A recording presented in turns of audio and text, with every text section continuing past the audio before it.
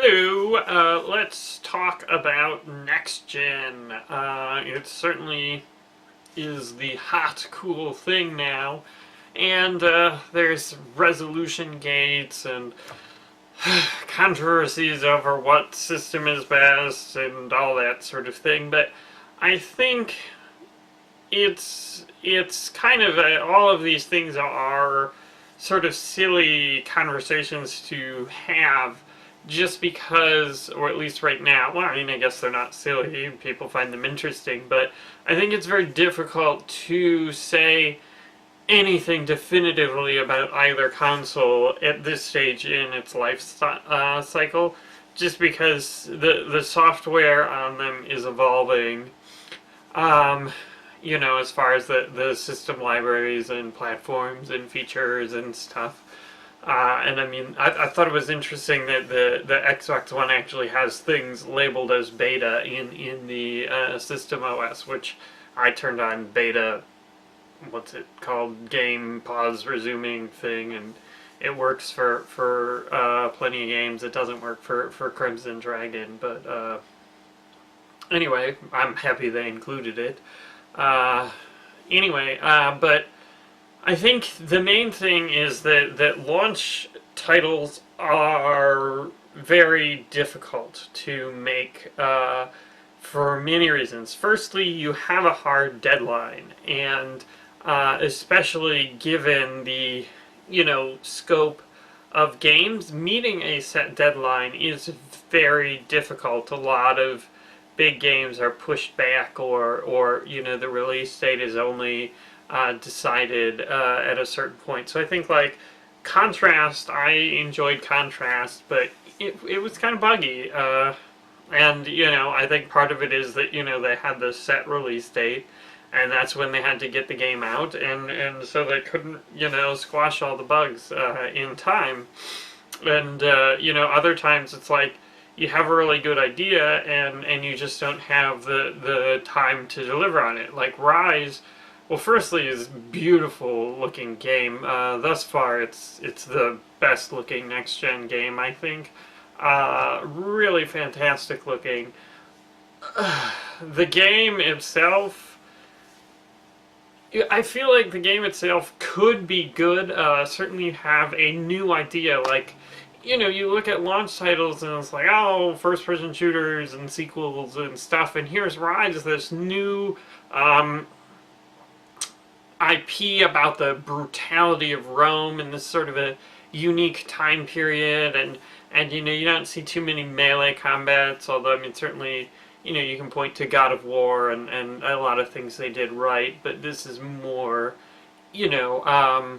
about Rome as a civilization, which I think is inherently interesting, at least to me. So, I mean, they had a lot of really good ideas, but, I mean, the combat just isn't very good. And I think, the graphics and the world, and they had a lot of things they did right, but they just, couldn't get the combat to where it needed to be in time. And I feel like, potentially, given another 6 months or even a year, Rise could have been amazing. Could have been a fantastic game, but as released, it's not the easiest to recommend. And I think because games take so many years to develop now, it's going to be a while before we see like really great next-gen games designed with next-gen in mind, games that are started like today, maybe finish 3-4 years later. And I think that's going to be a problem for this next gen to really shine. And I mean, certainly, the cross-plats, the Assassin's Creed 4 and the Call of Duties and stuff, I think is going to be the way that a lot of games are developed, which I think is not necessarily a bad thing, but at a certain point, a game that was saying, this is something you couldn't do on a previous gen system. And I mean, Dead Rising 3 I think is probably the best example of that, just because there's so many zombies and it's awesome. Like, that is really great about the game. Just the zombie number of zombies. I mean, like, people say, oh, it's 720p 30, oh, the graphics aren't amazing, but just like that zombie count really, really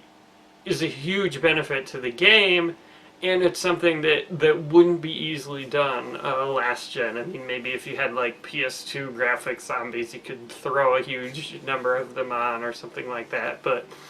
you know, to achieve, you know, that number of zombies with that fidelity is well outside what the previous gen could do, and it is awesome. It really sells the game, but, you know, and I think part of it is that developers have to learn how to develop games for the new hardware, and people say, oh, it's x86, it's easy, and it's like, well, that's one piece of the puzzle, and x86 really doesn't get you that much unless you're coding in assembly, and as much as I love assembly, I doubt very many people are doing that these days. I think really the promise of x86 is that you don't have any of the more challenging architecture limitations of like last gen, like you know, you get out of order execution, and you don't have to worry about load hit stores, and these things were big performance considerations that had to be worked around, but still you have to understand how the hardware works, and I mean, certainly I'm not a developer, I haven't developed on either platform, but you know, the Xbox, I think this time around has a little more exotic hardware, which, you know, developers may not, you know, take the time to learn how to use it well, and you know, the ports may not be as great, but it also does some really interesting things like hardware JPEG decoding, which I think is going to be huge.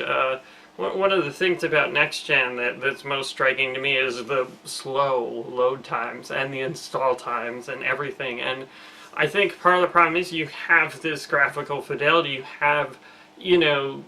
8 gig of RAM to fill, and you know, getting that from a hard disk or from a you know, DVD drive, well, although you can't load from the Blu-ray drive, which is good because it's faster, but I mean, just getting that data into memory takes time, and I think what more developers are going to do is sort of the id Tech 5 thing, where you basically JPEG compress everything that you possibly can. Certain things won't JPEG compress well, but most things will, and you JPEG compress everything, and then decode it, and then encode it again into DXT formats, or I can't remember what the new one is, but there's a new, much better replacement for DXT. Its name eludes me, but I mean, basically runtime encode that, and so having a JPEG decoder in hardware is interesting and could be used for a lot of neat things. Anyway, who knows how that will play out, but certainly I'm excited about the next gen round of consoles, and I think, you know, it's definitely early to declare a winner or to say exactly what they will be like, but I think they definitely open up a lot of cool new possibilities.